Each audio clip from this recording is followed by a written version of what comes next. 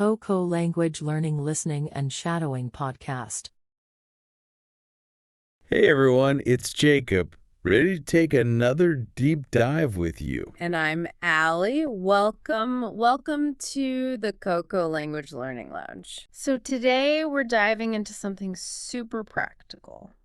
It's all about how you can speak English, well, more clearly and with more confidence. In the next little while, you'll find out some really practical ways, how to handle those tricky sounds. Yeah, those ones that always trip people up. Exactly. And we'll look at the rhythm, the kind of music of English, and some smart ways to practice that you can actually use, like right away. Right. Our promise, you'll get real steps to make your English feel more natural and honestly help you connect better. And that's so important, isn't it? Because, look, we know pronunciation can feel like a huge hurdle for lots of learners. Definitely. It's a common thing. Sometimes it's because English spelling is, well, let's be honest, a bit weird sometimes. It doesn't always match the sound. Not at all. And, of course, your first language has its own sounds, its own way of moving your mouth, and that naturally influences how you speak English. Sure. So our goal today, really, it isn't about getting some kind of perfect native accent. That's not the point. Right. It's about helping you speak clearly so people understand you easily. It's about comprehensibility and feeling confident, without erasing your own unique voice. Absolutely. So, okay, let's start building that foundation. Where do we begin with individual sounds and words? Well, the first step, and this is really interesting, is understanding your specific starting point. What sounds are tricky for you? Because it's different for everyone, right? Depending on their first language. Exactly. Huh. Think about sounds like the to, think, or this. Yeah.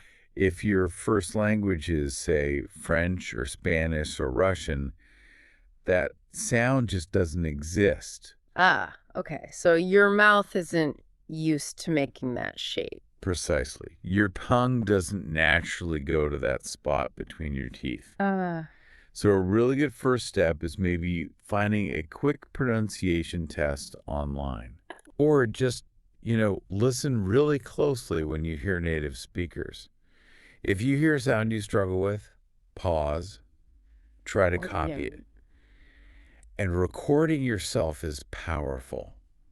Seriously, just record yourself talking for a minute. Oh, I bet that feels weird at first. It can, but listening back, you'll spot things, patterns you didn't even realize you had. Yeah. That's the first step to changing them. Got it. And it's not just the consonants, is it? I hear English vowels can be quite something. Oh, they really can. What's fascinating here is just how many vowel sounds English has. Yeah. We have around 20 distinct vowel sounds. 20, wow. Compared to a language like Italian, for example, which has maybe 7. So that difference, it can make words sound really similar or just hard to tell apart if you're not used to hearing all those subtle variations. So how do we tackle that? You have to think physically. Think of your mouth, your tongue, your lips. They're like instruments. Okay. Each sound needs a very specific position, a specific shape.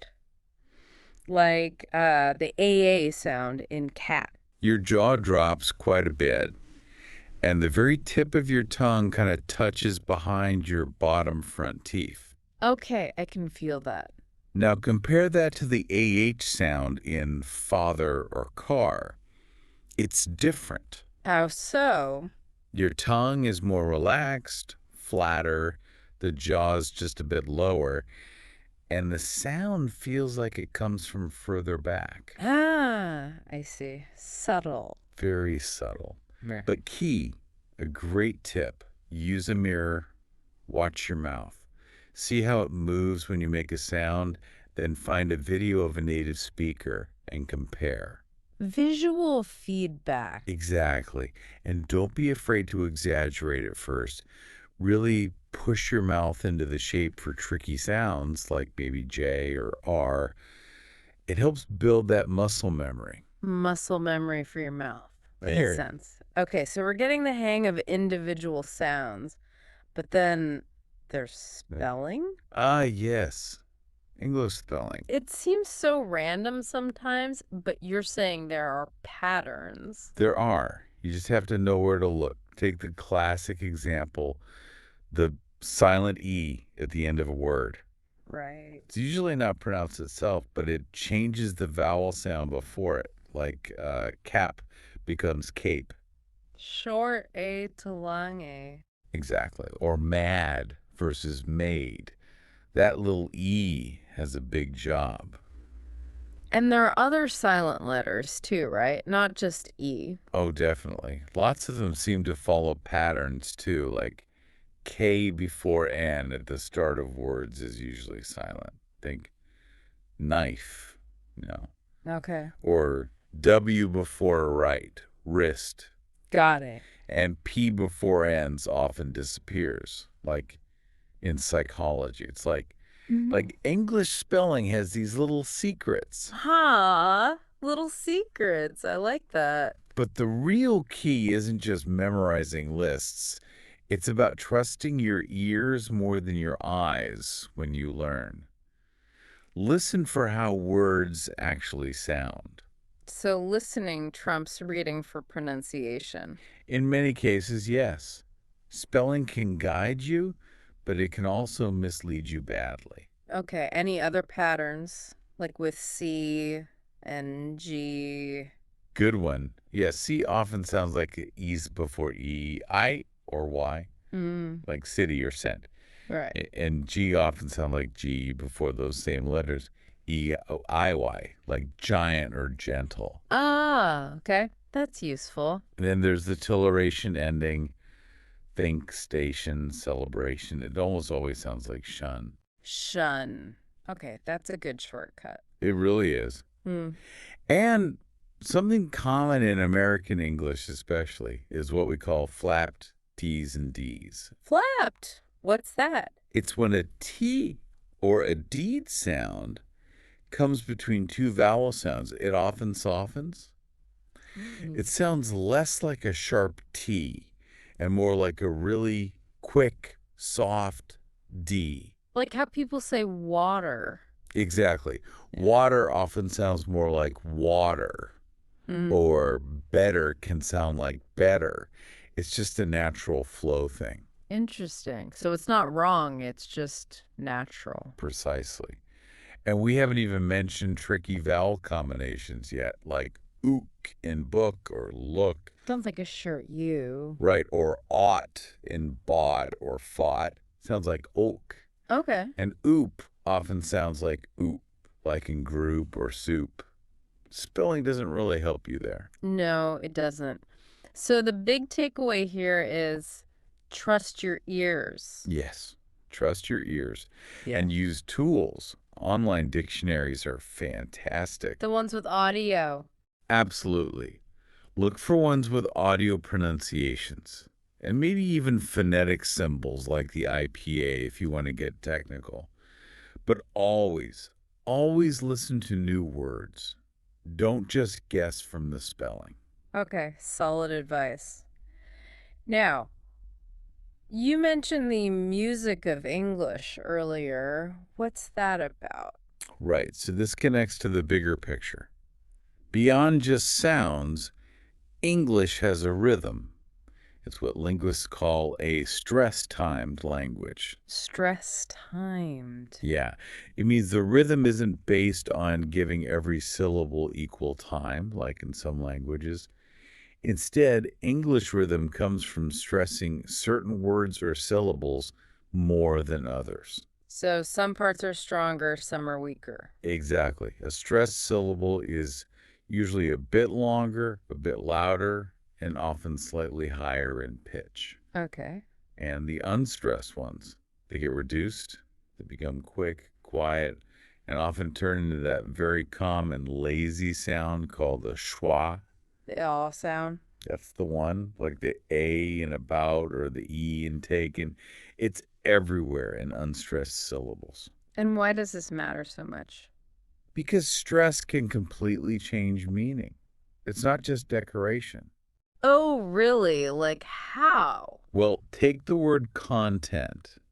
If I say content, stressing the first syllable. That's like the stuff inside something, the material. Right. But if I say content, stressing the second. That means happy, satisfied. See? Same spelling, totally different meaning, just based on stress. Wow. Okay. That's powerful. And it works for whole sentences, too. You can change the focus. Imagine you say, I asked for 2 large coffees.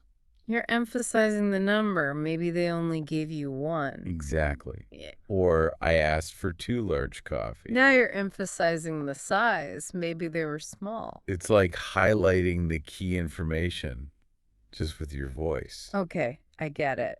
So this connects to the rhythm you mentioned. It does. Think of English speech like a song. It has a beat, and the strong beats fall on the important words, the content word. Content words, like nouns, verbs. Yes, nouns like shop, main verbs go, adjectives read, adverbs quickly. The words carrying the main meaning.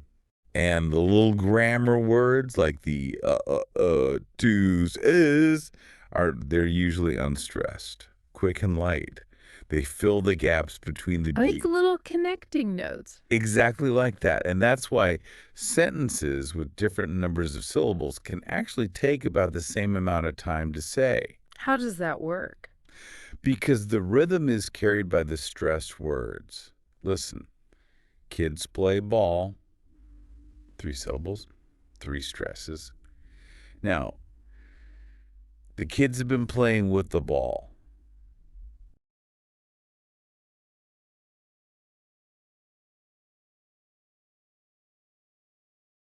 Nine syllables, still 3 main stresses. Kids playing ball. They take roughly the same time because the beat is on kids playing ball. You got it. And here's a cool thing. You can stress a normally unstressed word for special emphasis. Like those grammar words. Yeah. If you want to correct someone, maybe they said she asked you, you might say he asked me, stressing he. Or like 1 + 1 is 220 if someone said 3. Perfect example. That extra stress makes your point very clear. Okay, so stress is huge for meaning and rhythm. What else makes up this music? The other big part is intonation, the melody, you could say, the rise and fall of your voice. Right, the pitch changes. Mm-hmm. And there were patterns here, too. Generally, for statements, our voice tends to fall at the end. Like, I love going to the beach, down at the end. Okay. Same for where questions, the ones asking for information. Where are you from? Falling. But not for all questions, Right. no? For yes-no questions, the ones you can answer with yes or no, the voice usually goes up. Rising intonation. Are you happy? Up at the end. It signals you're expecting a yes or no. Okay, falling for statements and where questions, rising for yes-no questions. What about tag questions? Like, it's nice, isn't it? Great question. Tag questions are interesting because the intonation changes the meaning. If your voice falls on, isn't it? You're pretty sure, just looking for agreement. Like, it's nice, isn't it? Falling. Right. But if your voice rises on, isn't Dak, you're genuinely asking, you're less sure. It's nice, isn't it? Rising. Exactly. Subtle, but it conveys a different feeling. and one more lists. Oh, yeah. How does intonation work with lists? You usually use rising intonation for each item until the very last one. The last one gets falling intonation to signal the list is finished. So, like, we need cake up, biscuits up, snacks up, and drinks down. Perfect. That fallen drinks tells the listener you're done listing. Okay, this is fascinating. Sounds, stress, rhythm, intonation. So, how do we actually practice all this effectively? Right, the practice part. Well, the absolute best thing you can do is immerse yourself. Listen, listen, listen. Just listen passively. Now, actively watch English movies, TV shows, YouTube, listen to podcasts, audiobooks, but really pay attention to how people speak, the sounds, the rhythm, the melody. Okay, active listening. What else? There's the technique called shadowing. Have you heard of it? I think so. It's like repeating immediately after someone. Yeah, or even at the same time as them, with just a tiny delay. You listen to a native speaker and try to copy everything, the sounds, the stress, the intonation, like you're their shadow. Sounds challenging. It is at first. Start small, maybe with short phrases. It feels weird, but it's amazing for building that muscle memory and getting the flow right. Okay, shadowing. What about something maybe more fun? Singing. Seriously, sing along to your favorite English songs. Does that really help pronunciation? Absolutely. Music is all about rhythm and flow. Singing helps you practice stress patterns and intonation naturally without even feeling like you're studying. Plus, it's fun. Can't argue with fun. Okay, so lots of listening, shadowing, singing. What about correcting yourself?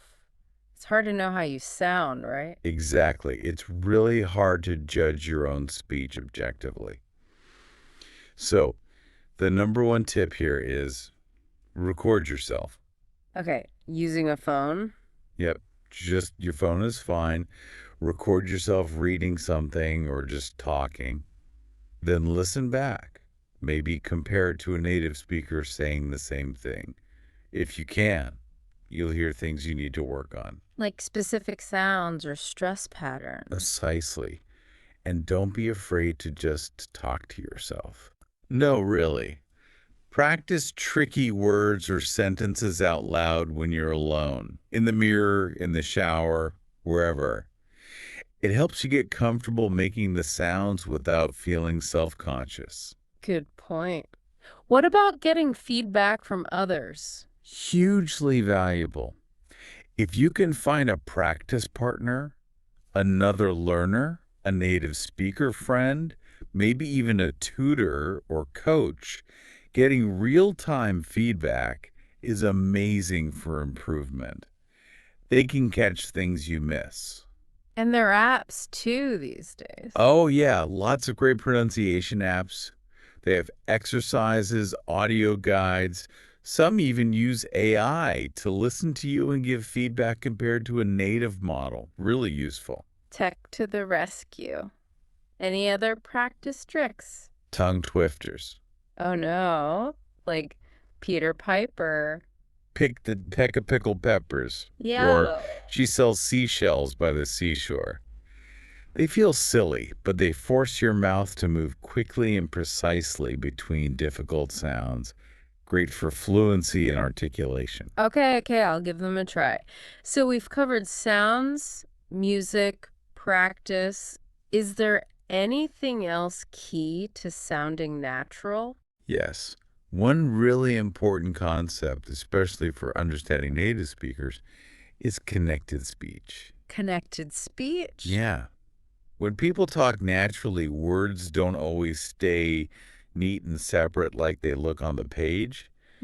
They blend together. Ah, okay. Like what is her name becomes what's her name. Exactly like that. It's about efficiency. Sounds link up, Some disappear, some join together, some even change. Okay, break that down for me. How do sounds link? Most commonly, a word ending in a consonant sound flows right into a word starting with a vowel sound. An apple sounds like an apple.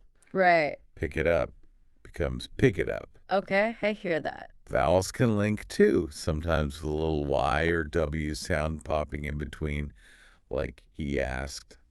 Sounds like hey asked. Okay. And sounds disappear. Yep. Often T or deed sounds get dropped when they're stuck between two other consonant sounds, like next door, often sound like next door. The T just vanishes. Pretty much. Or used to becomes used to. Very common. Wow. Okay. What about joining together? That happens when a word ends with the same sound the next word begins with. They just merge. Social life can sound like social life, just one L. Okay. Bad day can sound like bidet, one longer D. Right. And sounds changing. Yeah, they can blend. Like when meets you, don't you, often sounds like don't you. Don't you? Got it. Or demichi did you becomes did you. Did you? Okay. So understanding this helps you listen better. Massively. Even if you don't produce all these connected speech features perfectly yourself, recognizing them is key to understanding native speakers when they talk at a natural pace. You stop hearing gibberish and start hearing the patterns. That makes so much sense. Wow, we've covered a lot. From tiny sounds to the whole flow of speech. Yeah. As we wrap up, what's the most important thing to keep in mind? I think if we connect this to the bigger picture, it's patience. Improving pronunciation is a journey, truly. It's not instant. Right, it takes time. It does. So be kind to yourself. And a practical tip related to that, slow down a bit when you speak, especially at first. Gives you time to think, helps others understand you, and reduces that feeling of being rushed. Good advice. Slowing down helps clarity. Definitely. And practice consistently. Even just 10-15 minutes a day makes a huge difference over time. Like building any skill. And please, laugh at your mistakes. Don't get discouraged. Everyone makes them. A positive attitude is probably your most powerful learning tool. So true. It's easy to get frustrated. It is. Just remember the goal. It's not about sounding perfect or exactly like someone else. It's about being clear, being understood, feeling confident, and connecting with people. That's what matters. We've really taken a deep dive today, haven't we? From those little sounds and spelling quirks all the way to rhythm, melody, and all these ways to practice. Yeah, it's been great.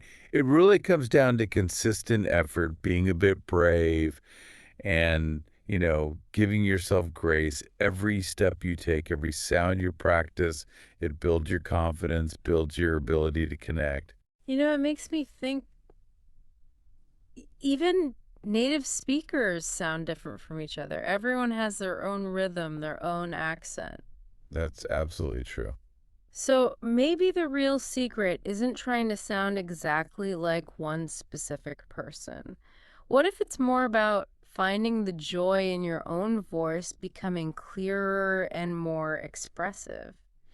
How can you celebrate your own progress, let your unique sound come through, but still make sure you're understood easily by everyone?